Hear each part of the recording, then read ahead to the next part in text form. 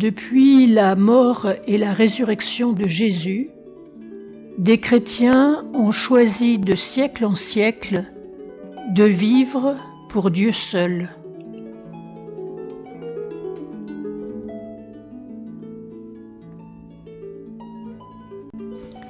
Au IVe siècle, les chrétiens ne sont plus persécutés.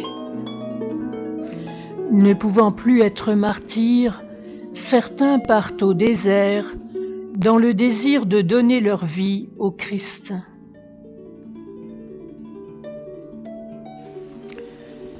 Antoine naît en Égypte. À la mort de ses parents, il a 20 ans et il reste seul avec sa jeune sœur. Entrant un jour à l'église, il écoute l'évangile du jeune homme riche.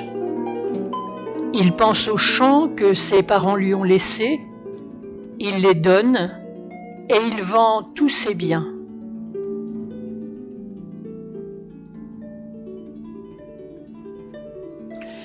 Antoine travaille de ses mains parce qu'il a entendu la parole de l'apôtre Paul.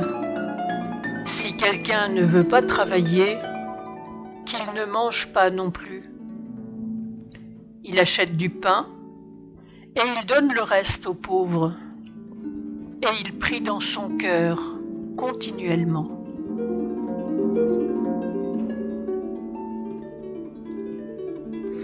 Antoine va voir des ascètes. Il imite leurs vertus. Antoine admire celui qui est patient, celui qui jeûne et dort à terre sans natte, celui qui est aimable, celui qui s'applique à lire la parole de Dieu.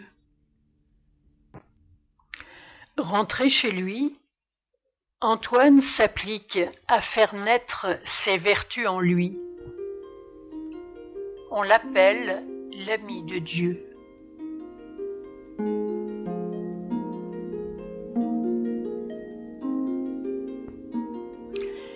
Mais l'esprit du mal lui rappelle sa vie douce d'autrefois. Il lui montre combien l'ascèse est fatigante.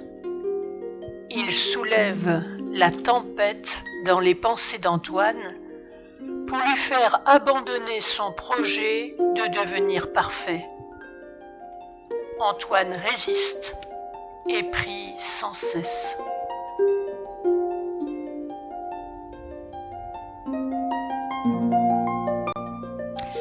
Alors, l'esprit impur allume dans le corps d'Antoine des désirs mauvais. Antoine est rempli de honte. Il prie et il jeûne. La nuit, cet esprit se montre sous l'aspect d'une femme qui l'attire. Antoine n'est plus en paix. Son cœur est inquiet. Honteux, il choisit de continuer à combattre ses pensées.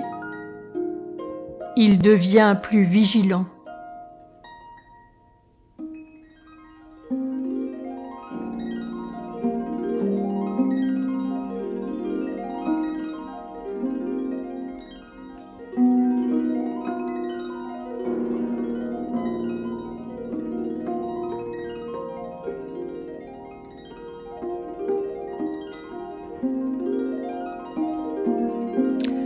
Jour après jour, Antoine est de plus en plus déterminé à mener une vie qui plaise à Dieu. Les paroles du Christ le poussent dans la vie d'ascèse, de solitude, d'éloignement du monde, gratuitement et par amour pour le Christ. Depuis sa jeunesse, Antoine a fermement décidé d'offrir sa vie à Dieu.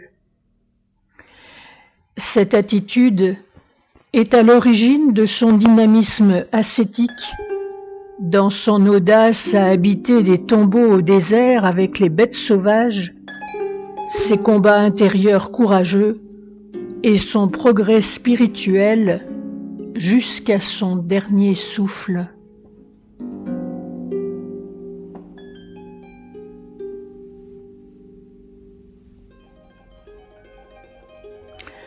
Après des années de combats intérieurs, son cœur retrouve la pureté des origines.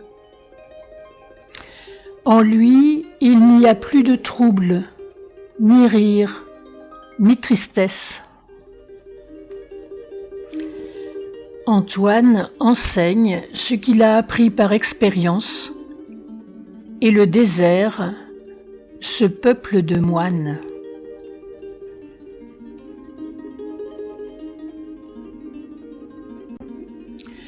Au IIe siècle, dans les villes et les villages, certains chrétiens, hommes et femmes, renonçaient au mariage pour mener une vie de prière. Celui qui pratique l'ascèse s'exerce au combat de la vie chrétienne, par amour, pas pour réaliser des prouesses. L'ascèse vient d'un mot grec qui signifie façonner des matériaux bruts et puis s'exercer. L'ascèse est un effort persévérant pour plaire à Dieu et se rapprocher de lui. Par la prière, le travail, le jeûne, l'éveil, le croyant devient plus fort pour lutter contre ses défauts et contre l'esprit du mal. L'ascèse conduit à la pureté du cœur.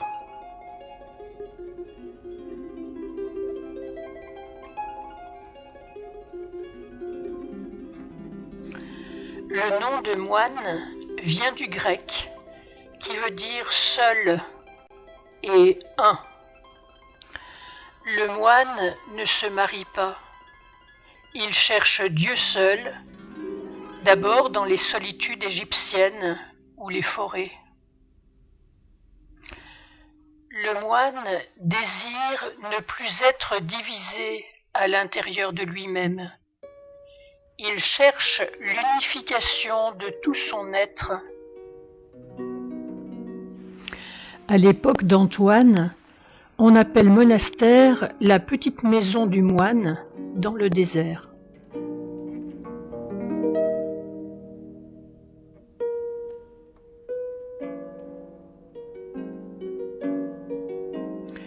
Antoine enseigne d'abord par l'exemple de sa vie. Il puise aussi dans son expérience spirituelle.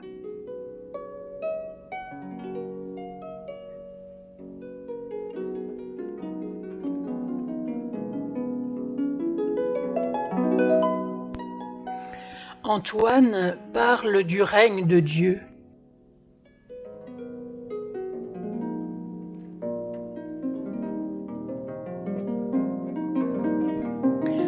Dieu désire reconnaître son image en nous.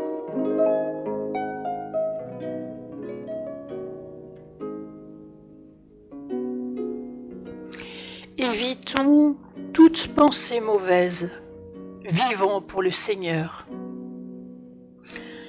Quand on prend de mauvaises habitudes, on ne suit pas le chemin du Seigneur.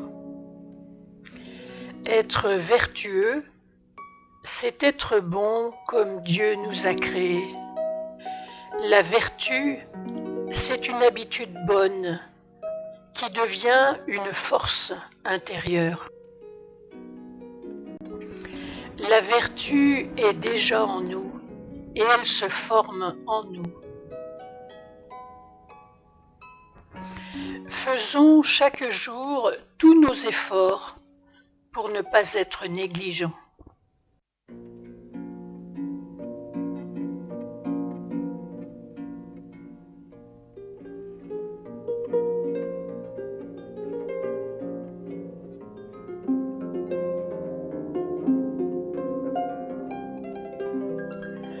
par-dessus tout, veille sur ton cœur, c'est de lui que jaillit la vie.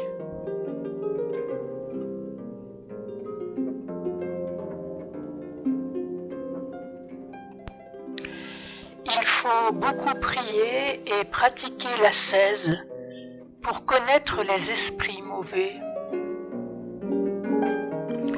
Ils remarquent nos efforts et nos progrès. La prière, le jeûne et la foi font fuir les pensées mauvaises. Ces esprits ne font aucun mal à ceux qui croient au Christ.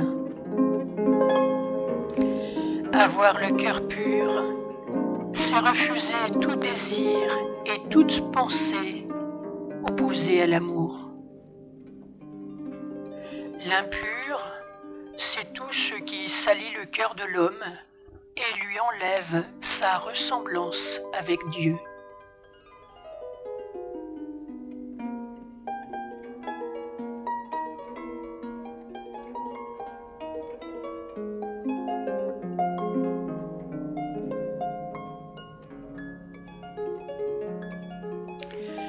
L'invasion barbare marque la chute de l'Empire romain et la fin de la période des pères du désert.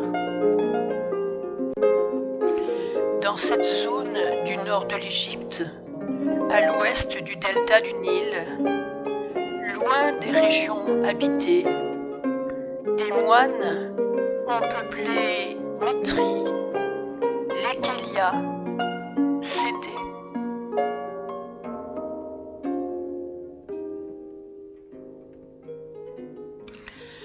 Mais des monastères égyptiens actuels, comme le monastère de Saint-Macaire, connaissent depuis plus de 50 ans un renouveau étonnant près de Sété. Youssef Iskandar, copte, vend sa pharmacie en 1948, donne l'argent aux pauvres et décide d'offrir sa vie au Seigneur dans le monastère le plus pauvre et le moins connu des déserts d'Égypte. Chaque nuit, il veille, s'adonnant à la prière fervente, à la méditation des Écritures et des écrits des pères du désert sur la prière. Pour lui, la prière est essentiellement l'expérimentation de la présence de Dieu.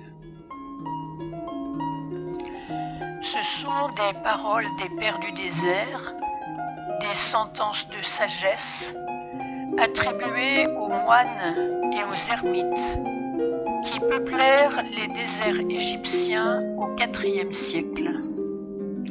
Ces textes nourrissent encore la spiritualité monastique orientale et occidentale.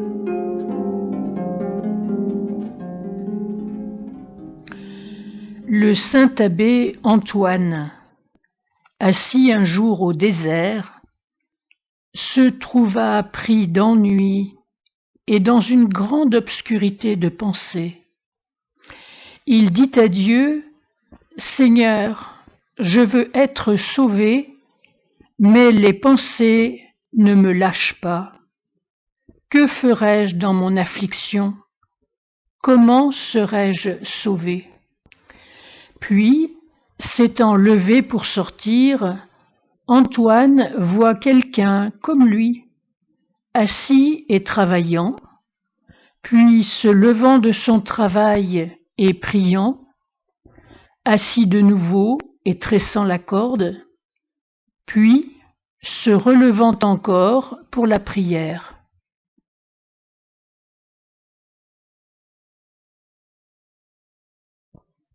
C'était un ange du Seigneur envoyé pour le diriger et le rassurer.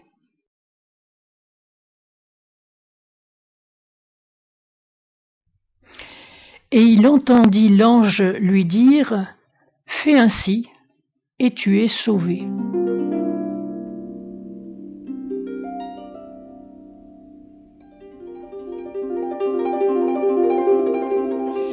Quelqu'un demanda à Abba Antoine: « Que dois-je observer pour plaire à Dieu ?»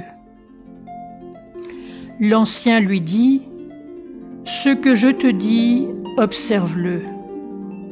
Quel que soit le lieu où tu vas, que Dieu soit toujours devant toi. Quoi que tu fasses, aie le témoignage des Saintes Écritures. Quel que soit le lieu où tu demeures, ne te hâte pas. Si tu observes ces 3 choses, tu seras sauvé. »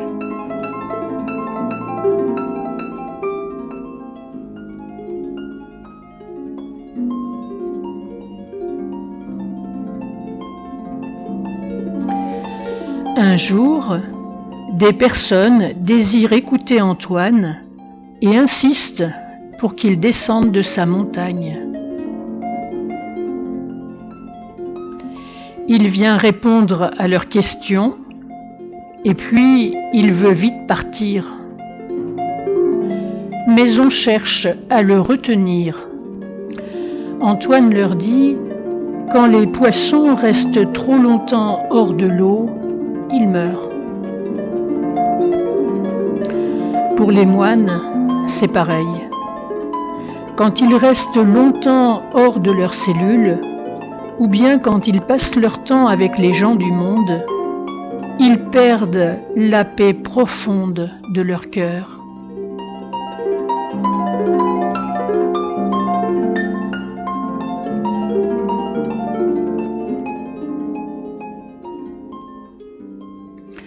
Les poissons rentrent vite dans la mer. Nous aussi, rentrons vite dans notre cellule pour ne pas oublier notre vigilance intérieure.